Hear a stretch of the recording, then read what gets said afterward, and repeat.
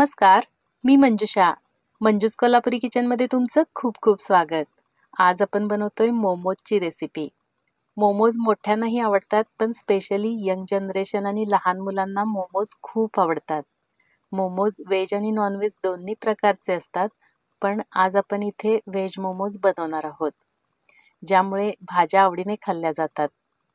तसेच मोमोजसोबत खाण्यासाठी आपण खास अशी वेगळी चटणी देखील बनवणार आहोत, ज्या चटणीसोबत गरमागरम मोमोज खूपच टेस्टी लागतात. त्यासाठी व्हिडिओ शेवटपर्यंत लक्षपूर्वक पहा आणि रेसिपी आवडल्यास मंजूस कोल्हापुरी किचनला सबस्क्राईब करून बेल आयकॉन प्रेस करायला विसरू नका. तसेच व्हिडिओला लाईक, कमेंट आणि जास्तीत जास्त जणांना शेअर नक्की करा. चला तर लगेचच रेसिपीला सुरुवात करूया. सर्वात आधी आपण मोमोजसाठी लागणारी चटणी बनवूया. त्यासाठी इथे मी 7 ते 8 लाल भडक अशा बॅडगी सुक्या मिरच्या घेतलेल्या आहेत. हे 4 लाल भडक टोमॅटो घेतले आहेत व याचा देठाकडील भाग काढून टाकून अशा प्रकारे याला चिरा देऊन घेतलेले आहेत. या 8 ते 9 लसणाच्या पाकळ्या घेतलेल्या आहेत. आता हे सर्व टोमॅटो बुडतील इतक्या उकळत्या पाण्यात घालून एकत्र 10 मिनिटे शिजवून घ्यायचे आहे आणि शिजल्यानंतर एका प्लेटमध्ये काढून सर्व टोमॅटोच्या साली काढून घ्यायच्या आहेत आणि हे सर्व एकत्र एका मिक्सरच्या जारमध्ये घालून याची अशा प्रकारे बारीक पेस्ट बनवून घ्यायची आहे. तुम्ही पाहू शकता किती सुंदर रंग आला आहे आपल्या या पेस्टला. आता आपण चटणीसाठी लागणारी फोडणी बनवूया, ज्यामुळे आपली चटणी एकदम खमंग बनते. त्यासाठी एका स्टीलच्या कढईत तेल तापवून त्यावर सर्वात आधी बारीक चिरलेला लसूण घालायचा आहे. त्यानंतर बारीक चिरलेले आले घालायचे आहे आणि दोन्ही एकत्र छान परतून घ्यायचे आहे. फोडणीतल्या या लसूण आणि आल्यामुळे चटणीला खूप खमंग असा स्वाद येतो. आता यामध्ये मिक्सरवर वाटलेली पेस्ट घालायची आहे. इथे मिक्सरच्या भांड्यात थोडे पाणी घालून विसळून ते पाणीही मी यामध्ये घातलेले आहे. आता यात चवीनुसार मीठ, टेस्ट बॅलन्स करण्यासाठी थोडीशी साखर, 1 चमचा सोया सॉस, 1 चमचाभर व्हिनेगर घालायचे आहे. व्हिनेगर नसेल तर अर्ध्या लिंबाचा रसही तुम्ही इथे घालू शकता. आता हे सर्व एकत्र मिक्स करून याला उकळी काढायची आहे आणि आपल्याला हवा तेवढा दाटसरपणा येईपर्यंत शिजवून घ्यायचे आहे आणि टेस्ट बघून मिठाचे प्रमाण ॲडजस्ट करून घ्यायचे आहे. अशा प्रकारे एकदम टेम्पटिंग अशी मोमोजची चटणी तयार झालेली आहे. आता आपण मोमोजच्या वरच्या आवरणासाठी लागणारे पीठ मळून घेऊया. त्यासाठी इथे मी 2 वाट्या चाळून घेतलेला मैदा घेतलेला आहे, जो वजनी 200 ग्रॅम मैदा आहे. मैद्याच्या ऐवजी तुम्ही मोमोजच्या वरच्या आवरणासाठी गव्हाचे पीठ देखील घेऊ शकता. आता यामध्ये चवीनुसार मीठ घालायचे आहे आणि 1 चमचा तेल घालायचे आहे. हे तेल रूम टेम्परेचरचेच आहे, गरम वगैरे केलेले नाही. आता तेल आणि मीठ मैद्यात व्यवस्थित मिक्स झाल्यावर यामध्ये हळूहळू पाणी घालत घट्ट असा गोळा मळून घ्यायचा आहे.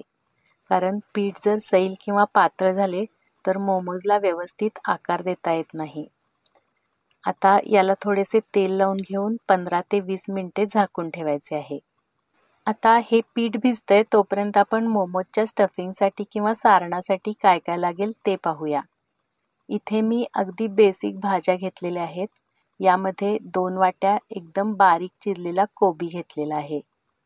त्यानंतर कोबीच्या निम्मा म्हणजेच 1 वाटी गाजराचा कीस घेतलेला आहे व पाव वाटी ढबू मिरचीचे एकदम बारीक चिरलेले काप घेतलेले आहेत.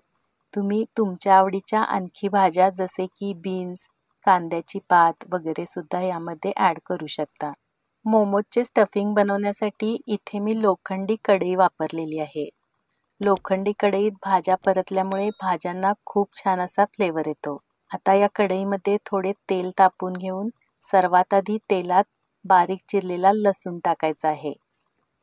तो परतल्यानंतर लगेचच यामध्ये बारीक चिरलेले आले घालून ते देखील परतून घ्यायचे आहे. त्यानंतर यामध्ये लगेचच अगदी बारीक कट केलेली हिरवी मिरची घालून तीही परतून घ्यायची आहे. त्यानंतर 1 बारीक चिरलेला कांदा घालून परतून घ्यायचा आहे. त्यानंतर गॅस मोठा करून यामध्ये 1 चमचा सोया सॉस घालून परतून घ्यायचे आहे व लगेचच यावर बारीक चिरलेला कोबी, गाजर व ढबू मिरची घालून मोठ्या गॅसवरच परतून घ्यायचे आहे. त्यानंतर यामध्ये चवीनुसार मीठ आणि अर्धा चमचा काळी मिरी पावडर घालायची आहे व परतून घ्यायचे आहे. आता यामध्ये 1 चमचा व्हिनेगर घालून एखाद मिनिट परतून घ्यायचे आहे. व्हिनेगर ऑप्शनल आहे, नाही घातले तरीही चालेल, पण व्हिनेगरमुळे स्टफिंगची टेस्ट आणखी वाढते. हे सर्व परतायची क्रिया मी आधी सांगितल्याप्रमाणे मोठ्या गॅसवरच करायची आहे, ज्यामुळे स्टफिंगला मस्त असा स्मोकी फ्लेवर येतो. तसेच भाज्यांना मीठ घातल्यानंतर पाणी देखील सुटत नाही आणि भाज्या ओव्हरकुक न होता भाज्यांमध्ये हवा तेवढा क्रंचही राहतो. या उलट जर गॅस बारीक असेल तर भाज्यांना मीठ घातल्यानंतर पाणी सुटते, त्यामुळे स्टफिंग पचपचीत बनू शकते. आता 1 चमचा कॉर्नफ्लोअर अर्ध्या ते पाऊण वाटी पाण्यात मिक्स करून यामध्ये घालायचे आहे. कॉर्नफ्लोअरमुळे स्टफिंग कोरडे न राहता याला बाइंडिंग येते, ज्यामुळे मोमोज खाताना कोरडे कोरडे न लागता ज्युसी लागतात. आता हे सर्व मिश्रण 1-2 मिनिटे परतून झाल्यानंतर हे थंड करून घ्यायचे आहे. हे मिश्रण थंड होते तोपर्यंत आपण प्रत्यक्ष मोमोज बनवायला घेऊया. मोमोजची कणिक आपली छान आता भिजलेली आहे.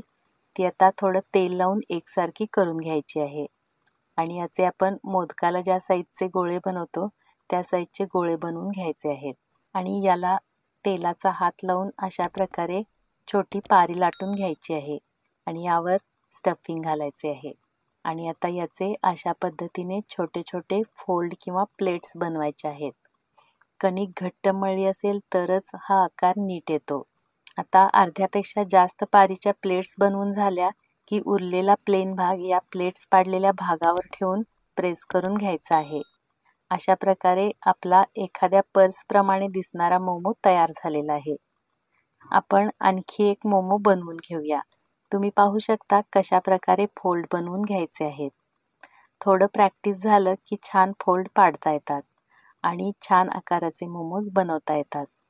आणि जरी तुम्हाला हा आकार नीट बनवता आला नाही तरी मी आणखी एक मोमोजचा शेप दाखवणार आहे, जो अगदी सगळ्यांना जमेल असाच आहे. तुम्ही पाहू शकता आपण मोदकाला ज्याप्रमाणे सर्व बाजू मध्यभागी एकत्र करतो त्या पद्धतीने जमेल तशा सर्व बाजू एकत्र करायच्या आहेत आणि त्याला अशा प्रकारे थोडासा अगदी अलगद असा पीळ मारायचा आहे. तुम्ही पाहू शकता हा मोमोजचा आकार सर्वांना जमणार आहे. तर अशा प्रकारे आपण आणखी मोमोज इथे बनवून घेतलेले आहेत. आता हे एका तेलाने ग्रीस केलेल्या चाळणीवर 10 मिनिटे वाफवून घ्यायचे आहेत व आधी मोमोजसाठी बनवलेल्या चटणी बरोबर गरमागरम सर्व करायचे आहेत. एकदम सॉफ्ट, ज्युसी आणि टेस्टी लागतात हे मोमोज. तर नक्की माझ्या या पद्धतीने हे मोमोज बनवून टेस्ट करा आणि रेसिपी आवडल्यास मंजूस कोल्हापुरी किचनला सबस्क्राईब करून बेल आयकॉन प्रेस करायला विसरू नका. तसेच व्हिडिओला लाईक, कमेंट आणि जास्तीत जास्त जणांना शेअर नक्की करा. पुन्हा भेटूया आणखी एका टेस्टी रेसिपीसोबत. तोपर्यंत पाहत राहा माझा channel Manju's Kolhapuri kitchen. Thank you.